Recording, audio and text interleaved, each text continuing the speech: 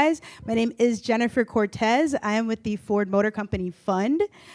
We have been partners with LULAC for more than 30 years. So we do a lot of things with LULAC. We did Ford Driving Dreams grants, which goes to LULAC councils who create innovative solutions to combating the dropout rate. We also give millions of scholarships right here in Texas with LNSC and LULAC through the Ford Driving Dreams program as well. So, but I'm here because I wanted to. A lot of people think Ford is just a car company. We are not just a car company. We are a smart mobility company. We are creating mobility solutions, and so many people have been up here discussing transportation and mobility. So I think it's important to let you guys know of a couple opportunities. So at Ford, so check out Ford Mobility. I encourage you guys to check out that, and to also know that their mission is to alleviate the transportation drag on our cities and our communities to help people move more freely in the city of tomorrow. So that's what we're doing. This is why we're here. So Henry Ford, and then for me, at Ford Fund, also look us up at Ford Fund.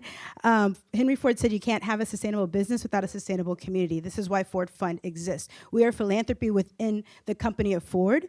We have created, we've given grants to innovative solutions. For example, in Argentina recently, we gave, there was a young man there that created a solution to deliver prosthetic limbs through a solar-powered 3D printing system.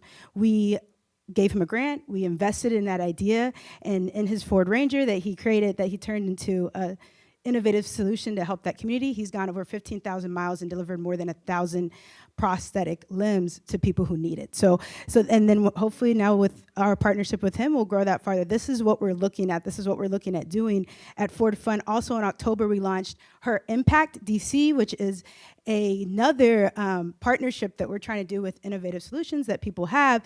Her Impact is for women. It is for women in social entrepreneurship, people who are in the for-profit realm, but creating solutions that also give back to the community.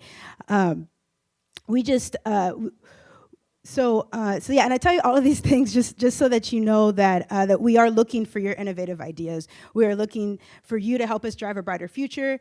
My email address, if anyone has solutions or ideas, is jcorte42@ford.com. Please reach out to me. This is how we create this is how we build tomorrow together, right? And so the reason I am here today is because we also create the first step to doing that is to creating this this industry to help build it more diverse, right? To help build the diversity in there so it starts reflecting our communities more, which means investing in women, such as Her Impact in DC. Hopefully I can bring that to Texas, but I need you guys to help me back that up and show that there's a need here. And the next panel that I'm presenting is why we came here. When Alejandro called us and said, hey, would Ford Fund want to invest again?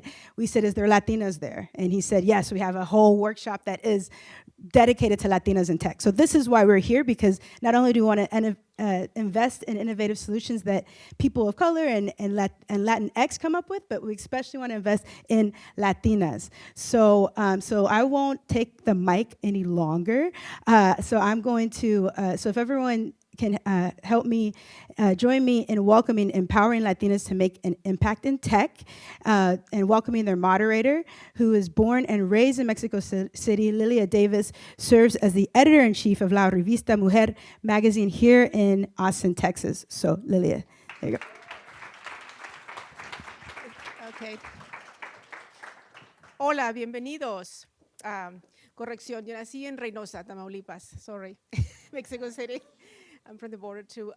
We are so thrilled to be here with such a wonderful music and food and the spirit. You know, it's the best panel we're going to have here. It's called Empowering Latinas to Make an Impact in Tech. And we're going to start, I'm going to introduce them because we have a little time. We're going to be introducing first Gretel Perera. Come on, here is co-founder. Originally from Venezuela, she's the co-founder of Latinas in Tech, but she's also a director on PR of Latin American Affairs at Roku. The next we have Leticia Rossi, born in Brazil, global marketing technology led the Dell company. And then we have Eva Fain, senior marketing manager for Tableau. And she lives here in Austin, but she's from Venezuela. And lastly, but not lastly, is Alyssa Ramirez. Is policy partnership manager at Airbnb, and her parents are from Mexico, but she's coming all the way from San Francisco to be here today. So we have, it's very extensive to talk, but we have very little time, and we're gonna go straight to the questions. And in between, if you have a question or so, let me know, or if you cannot hear me or understand me, let me know as well. Okay, today's panel is about empowering Latinas to make, I'm gonna stand up, an impact on tech. In an article in Huffington Post, we related to a woman that, and they said, it was stated that according to the National Center for Women and Information Technology, women hold 26% of positions with this sector, but Latinas hold only 2% of those positions. And even in executive leadership or higher positions is only 1%. Do you think, what challenges for you, or what have you had in your experience as a Latina working in technology company? Should I go first? Okay. Sure. Can you hear me okay? These mics are, hopefully it doesn't fall off. Hi, everybody. Buenas tardes. Thank you so much for being here. I'm thrilled to be here with these amazing women. Gracias, Lilia, for being our moderator. So for me, I guess being a Latina is something I'm really proud of. I always have been proud of, but I think, so I'm from Venezuela originally, but I lived all over the world. My father was a diplomat for Venezuela, so I lived growing up 7 countries, moving different cultures. So for me, it was just, I've just always grown up with the world, right? That's where I feel like I'm from. Until I got here, I was like, huh. You know, I moved to here, Austin, University of Texas, many, many years ago, not to date myself, but that's when I started, I didn't really even know back then. I think that now we've advanced in terms of Latinos and we're embracing it with these type of conferences, but then I'm in the PR space, so I started at an agency in Washington, D.C. right out of college, and for me, it was like I didn't realize what I had. I didn't realize what I brought to the table, and it was a very simple thing of just being bilingual and my culture that companies yearn and want.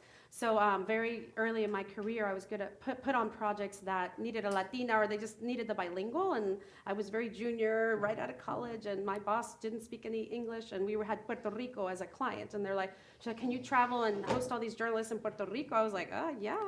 So I was like, wait a second, I have something they want. And it's so, for me, it was more of that. And as my career has progressed through the years, I've just really learned how to embrace what I am, what I bring to the table that makes me different. And I think it's an asset to companies. So I'm just really proud of that. So that's my story. Somebody else wants to add Yeah, something and else? I think also kind of along those same idea of really embracing that identity as a Latina is really important, and having organizations like Latinas in Tech. I think for me, recently, I decided to step into a leadership position with Juntos, which is our employee resource group for Latinx employees at Airbnb, many of them here today. And so for me, that was a real step outside of my comfort zone.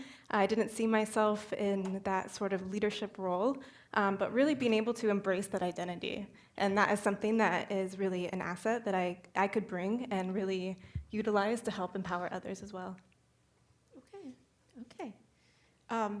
When I was asked to do this moderator, the word empower keeps staying in my mind. I think we're using it, we're saying it quite a lot. I mean, and repeat it a lot.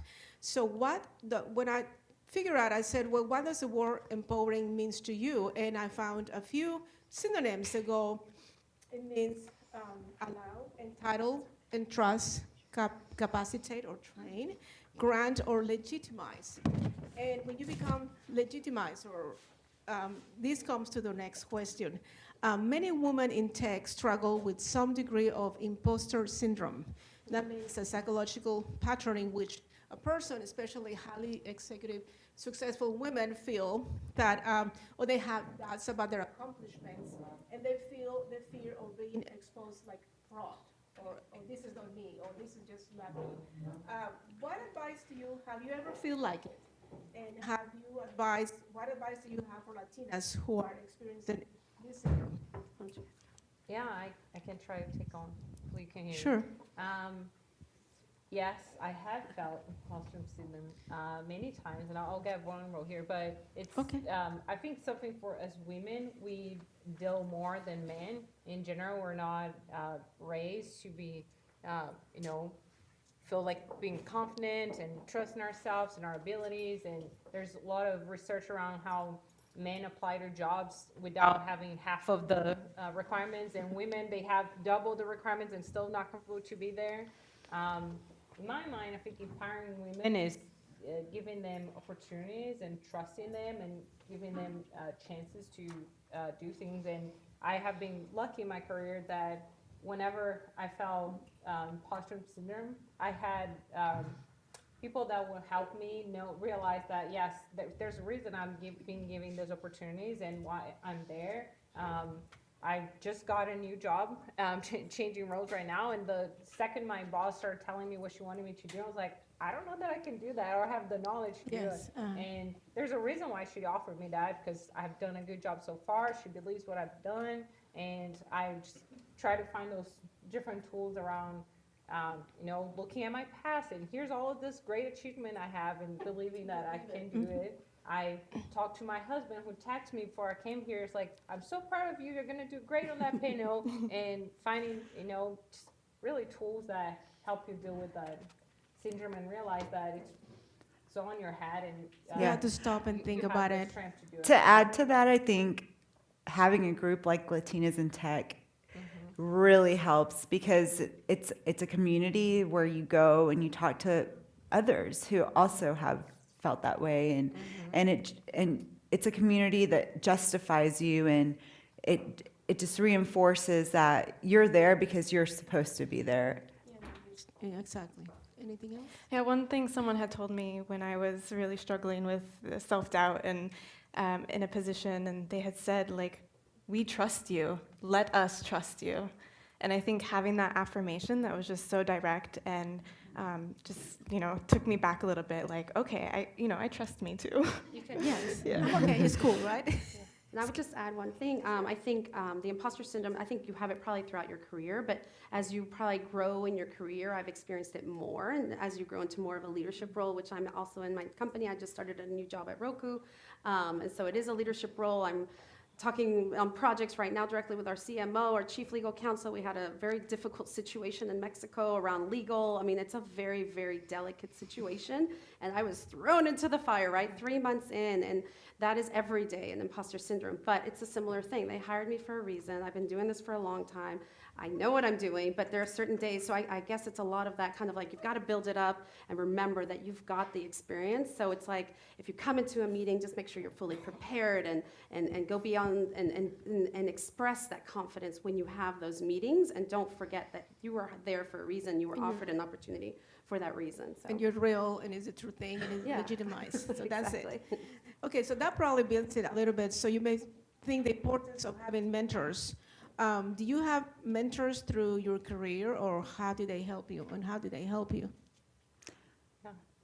I can address that. I've definitely had mentors throughout my career, and I think not to stay on the imposter syndrome topic for too much longer, but I think that is who I always go back to when I do feel that way, and I think that is having that person to go to and to help justify me and push me forward, I think has been huge in my career. Okay. Yeah, I think so too. I don't think, we don't have to be alone. There's a lot of people that could help. It could be my husband texts me before a panel. It could be a mentor at work saying, you got this meeting, or giving you feedback on something so you can learn and continue to grow. I know I've had mentors at work, outside of work, that all help shape who I am in my career. Yeah. Okay. What is the best piece of advice have you gotten in your career that you can think, this is really the best thing? Yeah, Advice. I'll take that Sure. because I was thinking about that question. Don't assume that, or tell people what you want. Let them know that you're Okay. interested in something. Don't assume that you are not going to get a no. And sometimes you will get a no, but I've learned that the more you tell people, I'm interested in this role, I want to do an international assignment, which is kind of what I'm doing. I just moved to the U.S. 2 years ago, and I told my manager at the point, I don't think I could do this role from Brazil. Can I move to the U.S.? She's like, yeah, let me see. Call me the next day, and I'm here. And had I not asked her, I would have been in Brazil now, doing the work, probably having a little less fun. But it's just as much I have asked other times, and God knows, but I always assume that I have a no to begin with. I might as well ask and make it a yes. So, so don't remain quiet. yeah, Say it. tell people Right. you want, and Okay. you might get it. Okay. For me, do you want go to ahead. elaborate a little bit more? Yeah. For me, it was a weird one. Like I got it probably early in my career from somebody that, from my manager at that time, and I was like, but I've understood it as I've grown in my career. He was like, build a brand. Who are you, Gretel? You need to have your brand. And I was like, what does that mean? Like, what is your brand? But as I've grown through my career, it's actually been really important because I think, in PR, we represent companies and you build the brand, or if you're in marketing or whatever you're doing, product, you're always thinking about that company or something. But it comes down to you, right? It's a lot of you and your self-identity and what do you stand for and who do those surround you? What do they think of you? So to me, it's always been really important to build my brand. Who do I stand? What do I stand for? How do I interact for people? Because I never know when I will cross through that person again in my career, and what do I stand for, and what significant things like Latinas in tech am I very vocal about? So I just encourage you guys to think about that. Who are you, and what is your brand that you, through your job interviews, through your meetings with people, through your community, like what is your brand? It's been really important for me. Okay. So we will move on. Another question I wanted to ask you is, while I interview a lot of wonderful women in the magazine and very successful as well, I interviewed recently a girl who is blind from Mexico, and he's doing a lot of she's very smart, she got 3 degrees, and she's doing a lot of things in the community besides her handicap. So can we talk about empowering maybe underrepresented Latinas in general, or is there anything in your company they're doing about him, something about him, or focusing on? Yeah, absolutely. I think I'm really fortunate to be able to use my role to do things that are really important to me, and part of that is empowering diverse communities with our platform. I can talk a little bit about some of the work we've done with the disability community. Okay. And it's really important for us that people with all abilities are able to be hosts and to share their home on Airbnb. And I think using the more that we can open up those opportunities for everyone to be able to benefit. We've done really amazing partnerships work and get a lot of feedback and advice on how we can improve to help benefit all communities. Okay. Is anything more like in technical production products you're considering for like people that has visual impairments, or somebody who have any other kind of impairments that you can think of? Yeah, I think it's just business giving folks with disability opportunities. I know at Dell worked with someone in HR who was blind, and so she had tools that allow her would read all of the emails back to her, and also to type back, and that's pretty much what we do all day in the office. You're sending emails back and forth, and she had a structure that allowed her to come into the office, and she needed a different setup. And at the end of the day, she delivered just as much as her colleagues, but we gave her the tools to show that she was as brilliant as everyone else. And I think it's about opportunities. I think diversity comes in all sorts of shapes and sizes. Of course, we're here as Latinos in our community, but it's everything, right? So I think all of us in our companies or whatever role you're in, we all have that power to identify different organizations or how we can meet and help other people. Maybe you come across with somebody who has a certain disability, and then you're like, wait, we need to help that person. So we all have that power, and encourage us all within our own companies. If you don't have that already, maybe within your company, or you have a small startup, think about those things and how you can help, and maybe focus on one that's really passionate to you. Passion is really important, so that you're connected to that. But I think we all have that power to support the different communities. Yeah, I think in finding ways that you can be an advocate, obviously not only for our community, but for all communities, and how can we open doors behind us for everyone to have more opportunities. Okay, well, that leads to the next question. How can we get more Latinas into tech, period, in the industry, to have more visible positions? I think so. I happen to have a niece, not to age myself, but in college. Come on. And I think tech sounds very scary to youth. So you had to demolish that idea. And I think breaking that barrier, talking through that, making it clear that tech is not just focused on, you don't have to be a software engineer, you can be a marketer, you can be in PR, you can be in different parts of a company and still participate in the community. And technology is what's the future, right? So I think just breaking down that barrier that tech is just for this certain profile is definitely a way to achieve that. Yeah, I think that's important at the college level. I think early on to think about Latinitas, where, yeah, I saw it right here. Like what Latinitas is doing is telling young ladies that, yes, you can do, math is not scary and science is not scary and technology in general. Whereas, 20, 30 years ago, little girls didn't hear those messages and they just didn't consider that as a possibility for them.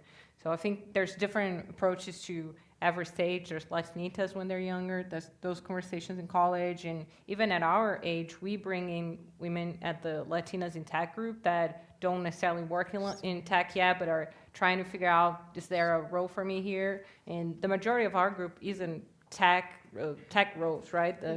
We have people in marketing, HR, finance, everywhere.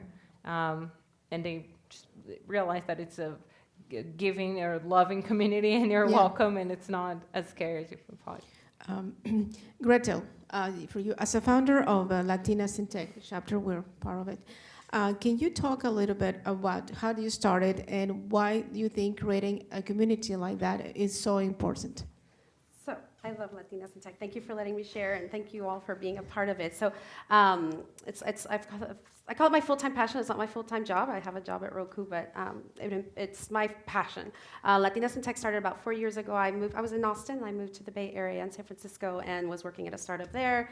Originally from Venezuela. I didn't know a lot of Latinas, but I started meeting them. My team, I was working at Evernote then. There was a few, una colombiana, venezolana, and a Brazilian, and then I met another one who ended up being my co-founder, Rossi, worked at Prezi Mexicana. We just kind of connected, and there was just a lot of sharing. As a Latina in Silicon Valley, there's a lot of challenges that you don't even realize, that you're just like, whoa, you enter this bubble of this world that's so fast-paced, so dynamic, and it was just beautiful to share, to kind of have that safe space in a group of 10. Our first happy hour was in Redwood City, 10 of us. We just had a happy hour, the Brazilian, the Mexican, the Colombiana, Venezolana, and we're just like, hey, I just moved here. Oh, me too. Hey, I'm experiencing this. Wow, this is what I did, and try this, da-da-da, and it was just awesome. But it started without the intention of what it is now, and I'll get to that. But it was just very us connecting and getting to know each other. And so we kept it going. Every couple months, I'd send an email, let's go to this bar, let's go to this bar. And more like-minded women would bring a friend and oh, I met somebody else and they're going to come. And then we didn't fit in a bar. I'm maybe we need to move out. And we were maybe we're onto something. And so we were really proud. Our first meetup in San Francisco at a tech company was at Google in San Francisco.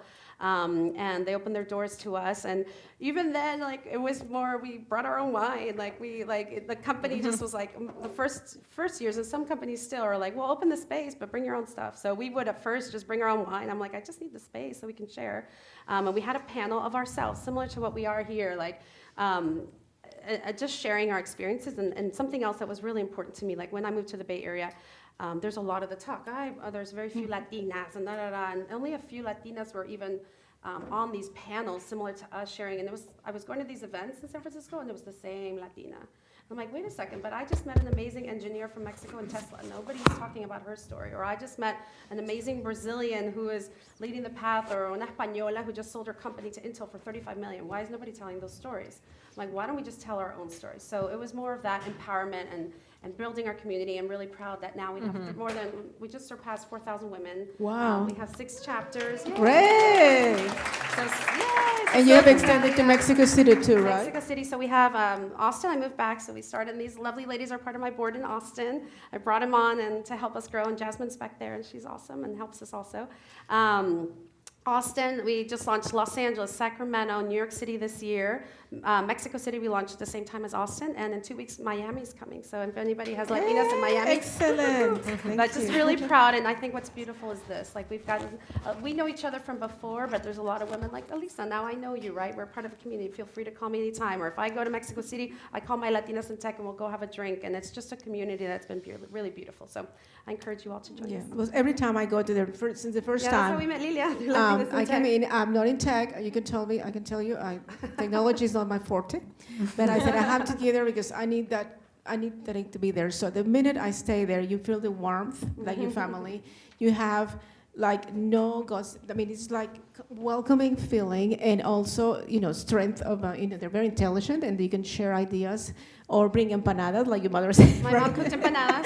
And it's a really, really like a warm feeling that not only nourish you emotionally, but also professionally. So actually, I'm really happy that you invited me, and I'm here now.